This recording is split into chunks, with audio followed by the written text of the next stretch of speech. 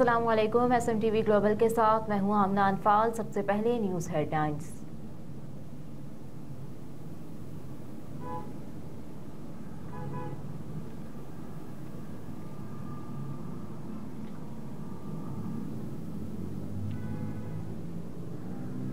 निगरान वफाकी वज़ीर इत्तलात मुर्तज़ा सोलंकी ने कहा है कि इलेक्शन 8 फरवरी को ही होंगे, इस पर कोई दो राय नहीं।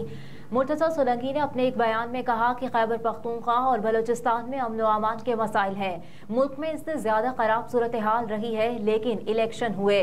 कहा कि मौलाना फजलुर रहमान इससे पहले सर्दी की बात करते थे। दिसंबर में भी इंतखाबात हुए हैं। फरवरी से ज्यादा सर्दी दिसंबर में होती है। निगरान वफाकी वजीर ने कहा कि इलेक्शन के करीब खुद को मजलूम साबित करना हर सियासी जमात की मजबूरी बन जाती है। नून लीग शिकायत करती है कि हमें लेवल प्लेइंग फील्ड नहीं मिल रही। वजीर इत्तलात ने कहा कि पीपल्स पार्टी भी शिकायत करती है कि लेवल प्लेइंग फील्ड नहीं मिल रही। अगर कोई जायज शिकायत है तो मीडिया, अदालत और इलेक्शन कमीशन फोरम्स है। वफाकी वजीर ने कहा कि मईशत की बुनियादें तब तक ठीक नहीं होगी जब तक मसाइल हल नहीं होंगे। मईशत एक दिन में खराब नहीं हुई, ठीक भी एक दिन में नहीं होगी।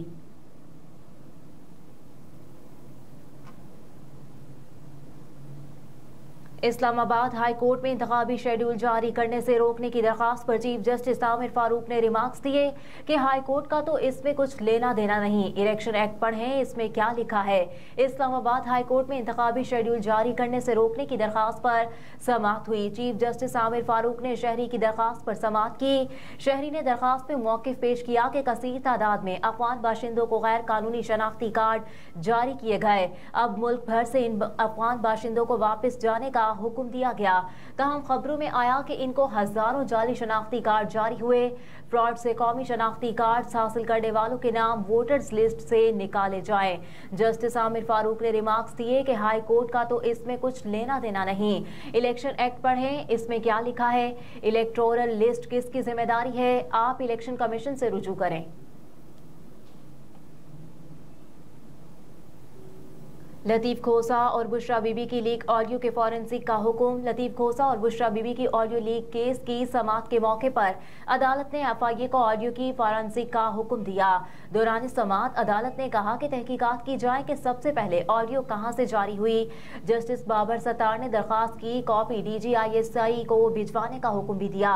इस्लामाबाद हाई कोर्ट की जानिब से कहा गया कि DGISI भी रिपोर्ट दें कि ऑडियो किसने रिलीज की। अदालत ने FIA, पैमरा और PTA को भी नोटिस जारी करके जवाब तलब किया। अदालत में जस्टिस बाबर सत्तार ने कहा कि पैमरा बताए लोगों की निजी गुफ्तगू कैसे TV चैनल्स पर नशर हो रही है। जस्टिस बाबर सत्तार ने दरखास्त पर आयद एतराजात भी खत्म कर दिए और कहा कि दरखास्त पर रजिस्ट्रार ऑफिस का क्या एतराज है। इस मौके पर लतीफ खोसा ने कहा कि एतराज है कि अलग दरखास्त दायर करें। मुतफरिक दरखास्त कैसे कर सकते हैं। ऑडियो लीक्स केस में मुतफरिक दरखास्त दायर हो सकती है। वकील और मुवक्किल के दरमियान गुफ्तगू पर इस्तेहकाक होता है।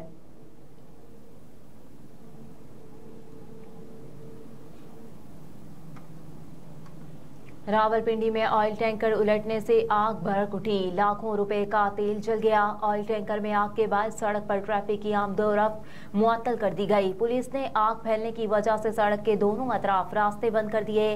रेस्क्यू 112 की फायर ब्रिगेड टीमों को मौके पर तलब किया गया। रेस्क्यू टीमों ने कई घंटों की जदोजहद के बाद आग पर काबू पा लिया। आतिशज़दगी से किसी किस्म का जानी नुकसान नहीं हुआ। तहम ऑयल टैंकर मुकम्मल तौर पर तबाह हो गया। टैंकर में मौजूद लाखों रुपए मालियत का तेल भी ज़ाया हो गया।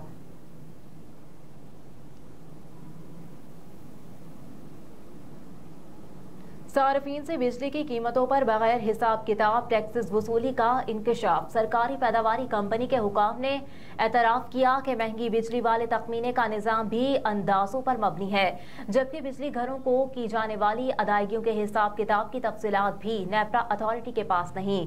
CPPA और दीगर इदारों की जानिब से पावर प्लांट्स को अंदाजों पर कैपेसिटी पेमेंट्स की जाती हैं। सेंट्रल पावर जनरेशन कंपनी, गदू अरबों रुपए की कैपेसिटी पेमेंट वसूल करती रही। नेपरा के पास सालों से सेंट्रल पावर जनरेशन कंपनी की काबिले इस्तेमाल कैपेसिटी और हिट रेट का रिकॉर्ड मौजूद नहीं। सेंट्रल पावर कंपनी गुड्डू ने एतराफ किया है कि कई सालों से पावर प्लांट्स की काबिल इस्तेमाल कैपेसिटी और हीट रेट का टेस्ट नहीं हुआ। हीट रेट टेस्ट कवायद और जवाबित में फंसने के डर से नहीं करवाए गए। कानून के मुताबिक प्लांट्स के हीट रेट और काबिल इस्तेमाल कैपेसिटी के टेस्ट होना लाजमी है। पावर प्लांट्स की मुरम्मत भी अरसे दराज से नहीं की गई। सेंट्रल पावर कंपनी हुकाम ने कहा कि कानून के मुताबिक 3 से 6 माह के अंदर पावर प्लांट्स के टेस्ट कराना लाजमी होता है। हुकाम CPPA रकम वसूल करती रही लेकिन जिम्मेदारी पूरी नहीं की।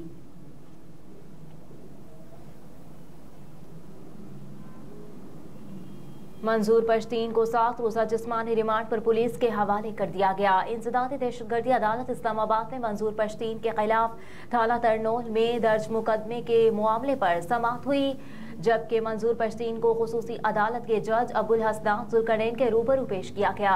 दौरान समाअत पुलिस की जानिब से मंजूर पश्तीन के जिस्मानी रिमांड की इस्तदा की गई, जिस पर मंजूर पश्तीन के वकील ने मौक़िफ़ पेश किया कि बलोचिस्तान में मंजूर पश्तीन की गाड़ी पर फायरिंग की गई। जलसा करना हमारा हक है।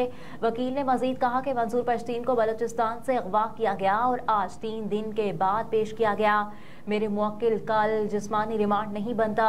बाद अज़ां खुसूसी अदालत के जज अबुल हसनान जुल्करनैन ने पुलिस की दरख्वास्त को मंजूर करते हुए मंजूर पश्तीन को 7 रोजा जिस्मानी रिमांड पर पुलिस के हवाले कर दिया।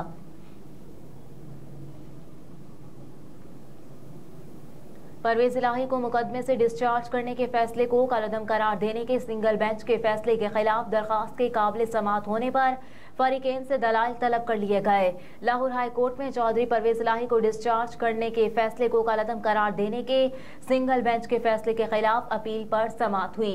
लाहौर हाई कोर्ट के जस्टिस शहराम सरवर चौधरी की सरबराही में डिवीजन बेंच ने समाअत की। एडवोकेट जनरल पंजाब के पेश न होने पर समाअत 15 जनवरी 2024 तक मुलतवी कर दी गई। परवेज इलाही के वकील आफ्ताब बाजवा ने दलाइल दिए, जिसमें मौक़िफ़ अपनाया गया कि सिंगल बेंच का फैसला कानून के बरअक्स है। जुडिशल मजिस्ट्रेट को इख्तियार है कि वो शवाहिद न होने पर किसी मुल्जिम को मुकदमे से डिस्चार्ज कर सके। सिंगल बेंच ने जुडिशल मजिस्ट्रेट का फैसला बेबुनियाद कलअदम करार दे दिया। सिंगल बेंच का दोबारा जिस्मानी रिमांड के लिए पेश करने का फैसला कलअदम करार दिया जाए।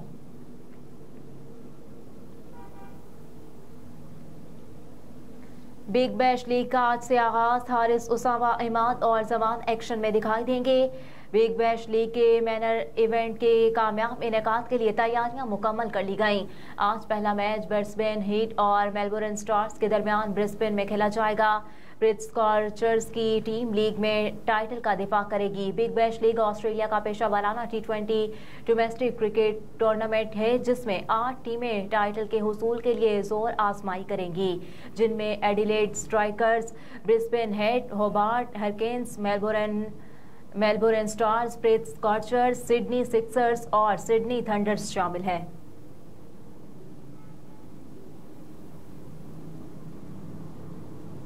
रूसी सदर पुतिन की शहजादा मोहम्मद बिन सलमान से मुलाकात, इलाकाई सूरत हाल पर तबादला ख्याल। गैर मुल्की मीडिया के मुताबिक रूसी सदर व्लादिमीर पुतिन ने UAE के दौरे के दौरान अबू धाबी के शाही महल में इमाराती सदर शेख मोहम्मद बिन जायद अल नहयान से मुलाकात की। इस दौरान दोनों रहनुमाओं ने खित्ते में अमन व अमान की सूरत हाल बरकरार रखने के बारे में तफसीली गुफ्तगू की। व्लादिमीर पुतिन ने कहा कि मुत्तहिदा अरब अमारात और रूस शराकतदार हैं। मुत्तहिदा अरब अमारात के सदर शेख मोहम्मद बिन जायद अल नहयान से मुलाकात के बाद रूसी सदर व्लादिमीर पुतिन ने सऊदी अरब का दौरा किया और सऊदी वली-ए-अहद मोहम्मद शहजादा मोहम्मद बिन सलमान से मुलाकात की। इस दौरान दोनों रहनुमाओं ने गजा में जारी इसराइली फौज की जारहियत की शदीद अल्फाज में मजम्मत की। रूस यूक्रेन जंग के अलावा मुख्तलिफ उमूर पर भी तबादला ख्याल किया गया।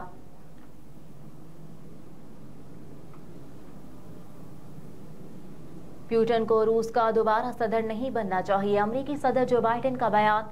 जो बाइडेन ने यूक्रेन के लिए नई इमदाद के ऐलान पर गुफ्तगू करते हुए कहा कि हम पुतिन को सदर बनने की इजाजत नहीं दे सकते। अगर पुतिन सदर बना तो नेटो मुमालिक पर हमले होंगे। अमेरिकी सदर जो बाइडेन ने रिपब्लिकन्स को पुतिन के खिलाफ मिलकर चलने की पेशकश भी कर दी।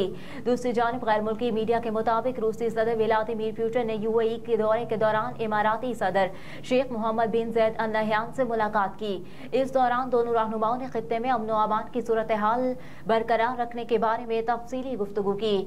रूसी सदर व्लादिमीर पुतिन ने सऊदी वलीअहद शहजादा मोहम्मद बिन सलमान से भी मुलाकात की। दोनों रहनुमाओं ने गजा में जारी इसराइली फौज की जारहियत की शदीद अल्फाज में मजम्मत की। रूस यूक्रेन जंग के अलावा मुख्तलिफ उमूर पर भी तबादला ख्याल किया गया। हेडलाइंस आप जान चुके। न्यूज स्टूडियो से फिल वक्त इतना ही। आप देखते रहिए SM TV ग्लोबल।